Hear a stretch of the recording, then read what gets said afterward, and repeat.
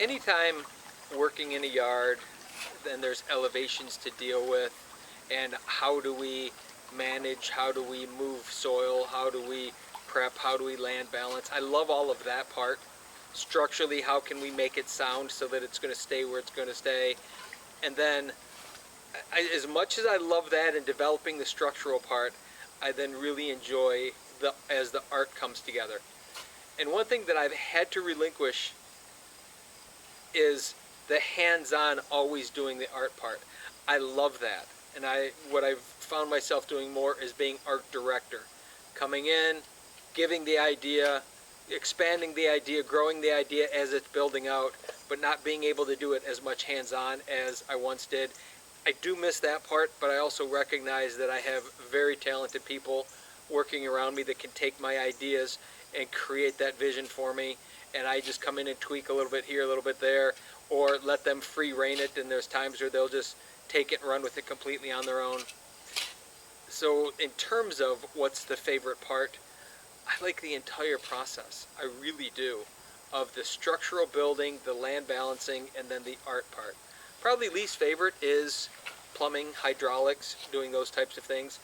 And other than that, the process, I love the patio work, I love all of that stuff. And it's just that each job is a little bit different, and there's certain parts that I like most favorite in different spots. And here was just sort of a mellow balance of everything. I enjoyed, to this point, how we lay out the land and work the grade and all of that, and the cut down we had to do, and then now the extra spoils and soil, how do we manage that, how much do we take away, how much do we keep, how many more walls do we build. And part of our process is we know what we're getting into, but we plan for some contingencies. And if we have to put an extra wall in, we put an extra wall in. Instead of stopping and starting all over and renegotiating, we just do it. And part of that that just allows that process to continue to flow.